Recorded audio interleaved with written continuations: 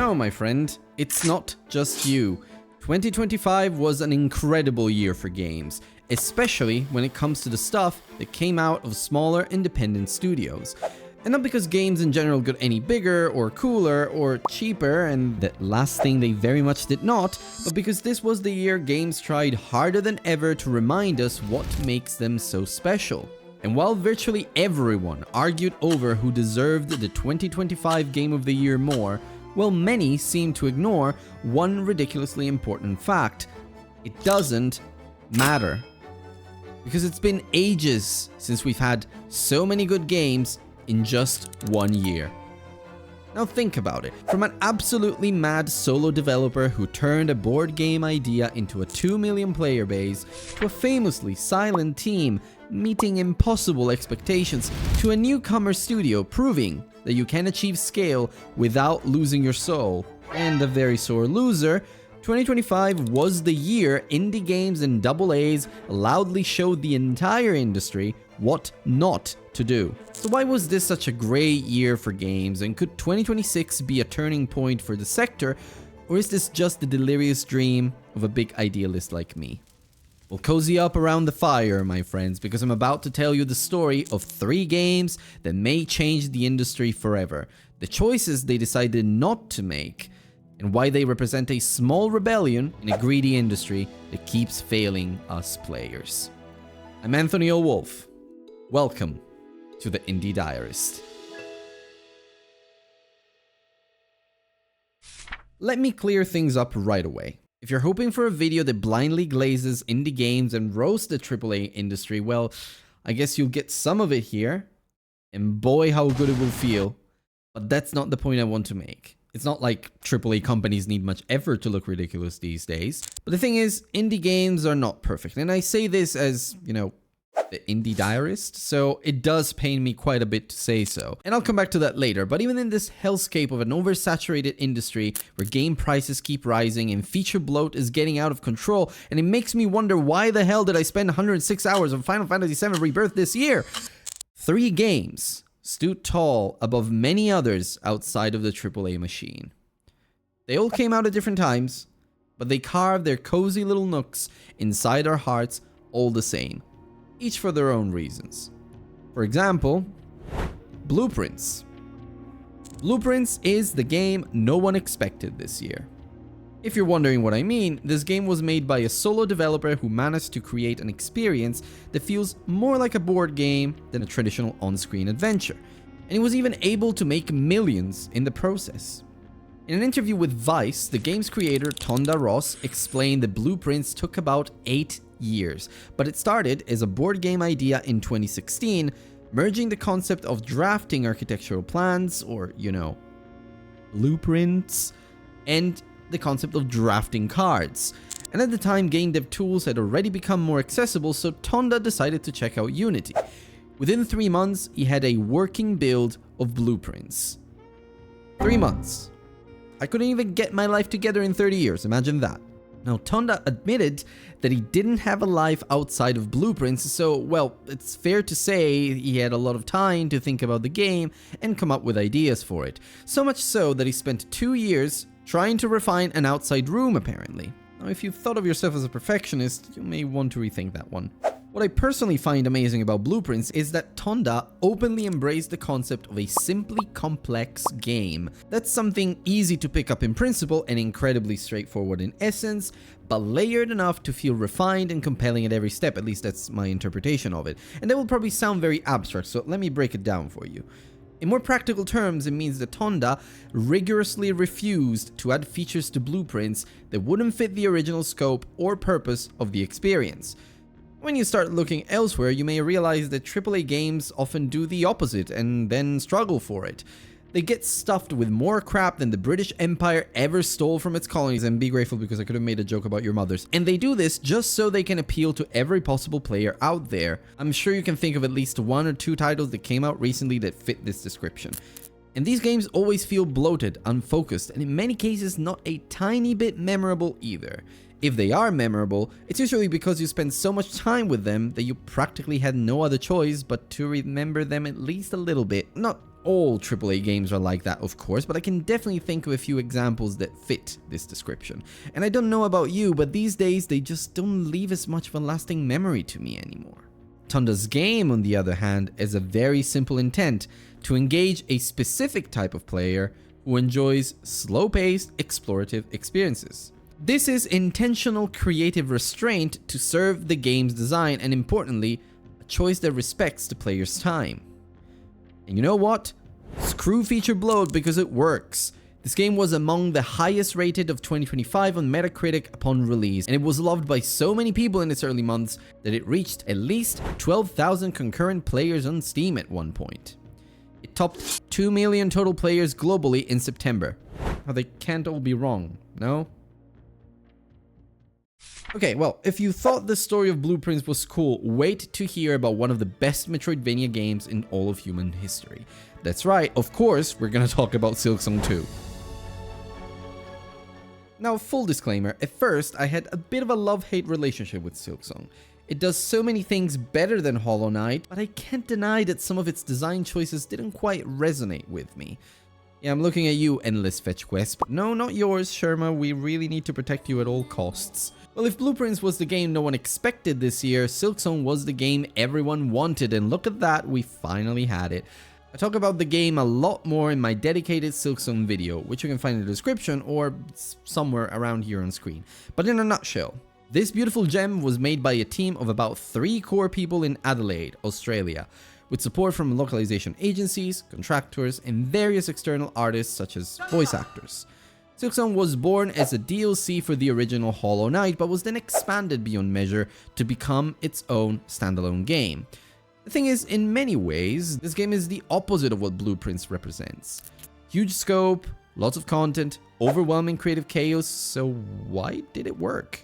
Well, let's just say that I would pay my weight in gold to spend a day with Ari and William and their massive brains, because the founders of Team Cherry have an approach to creative development that I don't think anyone else would manage to pull off in quite the same way today.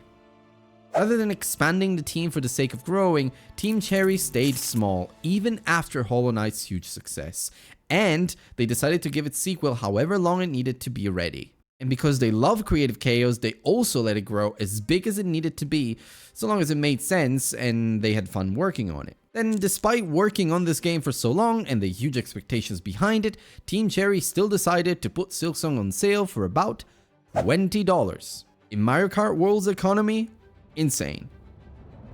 This game should not exist in the current industry for a lot of reasons, and yet it does. And it's living proof of how much Team Cherry is in love with the process of creating a game that other people will want to play as much as they do.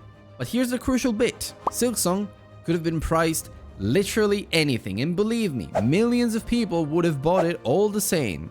Obviously, price is never the only determining factor to a game's success, and Silksong is insanely good. But I don't think it was entirely irrelevant either. It was priced at $20 and reached 7 million copies in just 3 months. Hollow Knight did 15 in about 6 years, by the way. Not only that, just like Blueprints, and despite its massive scope, Silksong also tries hard to respect the player's time, for the most part. Yeah, I still haven't forgiven them for Biowater. But Troll Cherry aside, it's a game that does its absolute best to create a cohesive, consistent experience from start to finish, with a lot of surprises along the way and even a free DLC in the making. Now, what's not to love about that? Now, these are just 2 of the most successful indie games of the year, and if you're starting to see a pattern, well, you may be onto something. Now wait, wasn't there another game that... Okay, recently it feels like everyone and their mother has been busy arguing over the 2025 Game of the Year. Did Expedition 33 deserve it?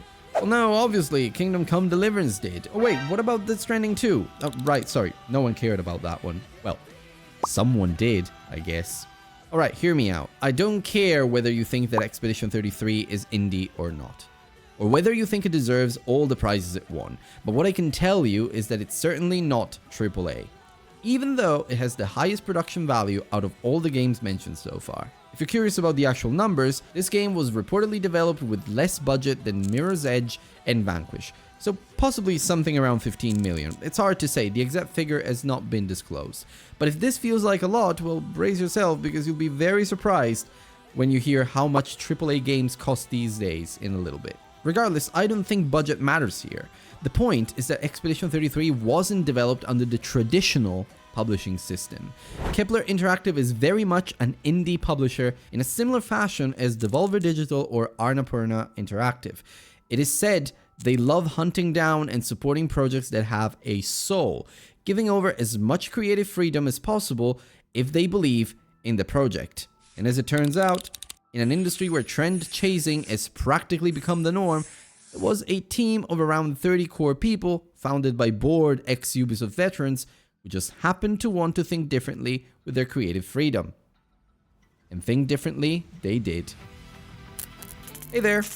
If you're enjoying this video, you're probably a silly idealist like me who loves silly French devs, so why not like and subscribe? I've got more videos like this in the making. Now back to the video. Sandful Interactive was founded by Guillaume Broche, and I hope I'm saying the name right, and a core team of friends and colleagues in 2020, that was the year of the pandemic. The team deliberately chose to avoid chasing trends, an approach that the Kepler folks, and that's their publisher, supported entirely.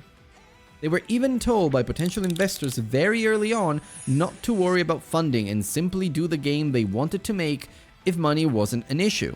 I'm sure you don't need me to tell you that this is extremely rare in today's world, let alone the games industry. In a series of interviews close to Expedition 33's launch, Guillaume explained that not only Sandful did not care about the market issues that plague AA games, but the team actively tried to avoid thinking about them for fear it would harm the game they were making. And that's not hard to believe. You don't need to look around much to see how much Sandful's creative integrity and realistic ambition stand out, especially in an industry that's become way too obsessed with ridiculously unsustainable and risk-averse development cycles. Now, Guillaume and team were influenced by games such as Final Fantasy, Persona, and Sekiro to create Expedition 33. They love turn-based RPGs, and this desire to breathe new life into a genre that's been largely neglected by the mainstream market is likely what helped Clair Obscur stand out.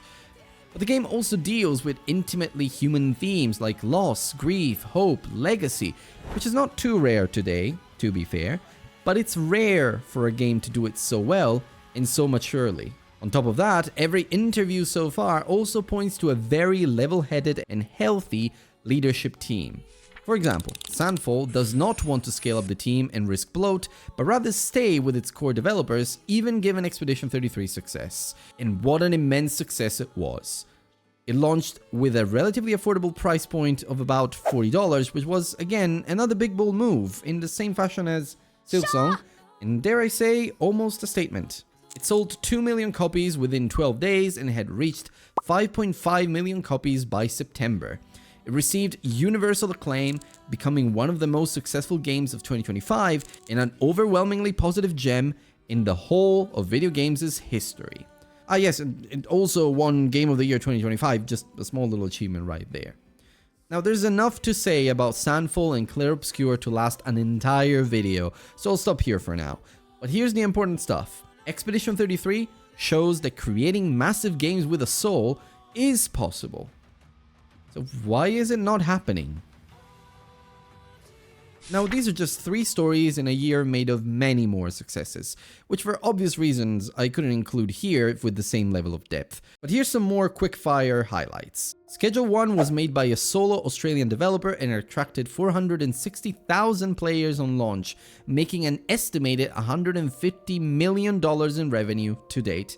Game data company Alinea Analytics also estimates this was the highest grossing indie game of the year. Hades 2 got out of early success this year to huge critical acclaim, and Greg Kasavin from Supergiant Games was very clear about the team's future too, saying they don't have an ambition to grow big for its own sake. And there's more. Peak, Are We There Yet, Dispatch, Repo, so many smaller games achieved huge success this year, showing that you don't need blockbuster budgets or a ridiculous scope to create something people actually want to play. Of course, I know I must have left out something, so if you'd like me to dive into these or other games further, just leave a comment below and let me know. But all this prompts one question: if all these games made it, then why isn't it happening everywhere else? Whoa. So, those were a lot of names and a whole lot of numbers, but what does it all mean? Well, when you stop to think about it, all these games have some very clear things in common. They respect the player's time. They're not chasing trends, but rather shaping new ideas with their creativity. They take measured and controlled risks. They're made by smallish teams that are independently creative, and well, they're not on the stock exchange, which is a perk in itself.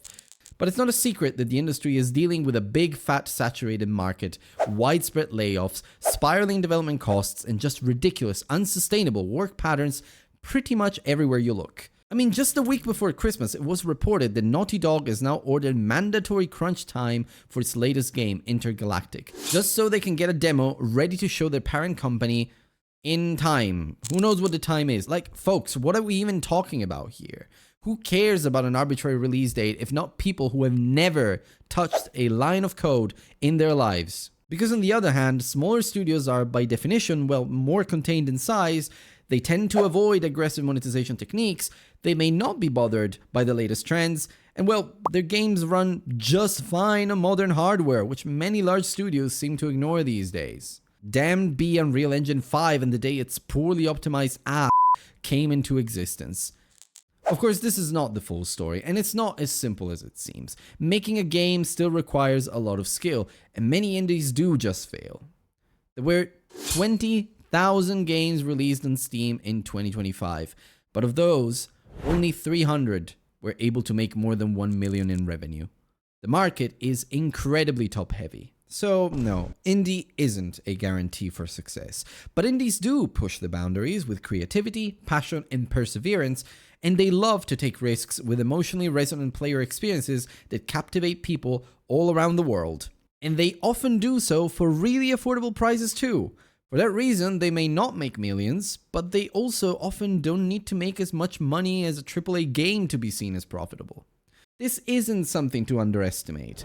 A study from Circana, which was reported by the Wall Street Journal, showed that people are spending less and less on games. At a time when the cost of living is going up, and a home console may well cost $600 for absolutely no reason, people today are strapped for cash, and it looks like they may be tomorrow as well. I wouldn't be surprised if all the layoffs we've seen recently led to a new wave of indie studios all around the world next year. Some of these studios will be bad, others will be good, and only a few will be excellent. But if 2025 can inspire other developers to make the game of their dreams, that to me is a win all the same. And I truly hope 2026 will be an even stronger year. Plus, honestly, you won't believe how many people are saying that the whole industry will basically pause in 2026 just because GTA 6 will release. And I so hope reality will prove them wrong. But here's the thing. It doesn't matter what we think or hope, because players are already choosing. 8 of Steam's top 20 games in 2025 came from indie or small AA studios. 75% of the top 20 highest rated games on Metacritic were developed by indie studios in 2024. And though I'm not a huge fan of using sales figures to make a point, which is funny considering how much I've used them throughout this video, indies are good for revenues too. They accounted for 25% of Steam's total revenue, for a total of roughly $4.5 billion.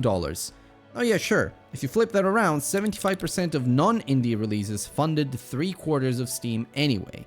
But indies still earned their spot alongside big budget titles like Battlefield 6 and Monster Hunter Wilds.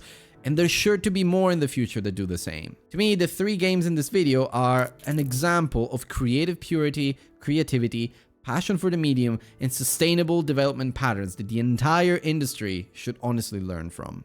But I know they won't. So if anything, I hope that this video encourages you to go and seek out more of those experiences on your own, just to see what I mean with your own eyes. Yes, it's sad to see the same big players of our childhood fall prey to corporate greed and lose themselves. But maybe the new players in the field will help them find that spark again. Ultimately, this video is a whole lot of wishful thinking, but there is one thing I want to believe. That only those who put their love for video games first will emerge from the industry's hellscape as winners. Though after all, the real winners are players like you and me, who get to play all these amazing games made by people who love this wonderful medium as much as we do. And at the end of the day, all we want is to be reminded of the one thing that makes video games so special: fun. But who knows? Maybe I am an idealist. Yeah, by the way, I think Clair Obscur deserved every prize. Bye. Alright, my friends, that's a wrap. Thank you so much for watching. If you like what I do, don't forget to like and subscribe. It makes a huge difference for a small channel like mine. If you enjoyed this video, I will leave another one for you to check out right here on screen. And of course, there are a lot of other ways in which you can support me. Just check out the links in the description of the video for my socials, Discord, Patreon, and pretty much everything that I do. I'll speak to you in the next video of the Indie Diarist.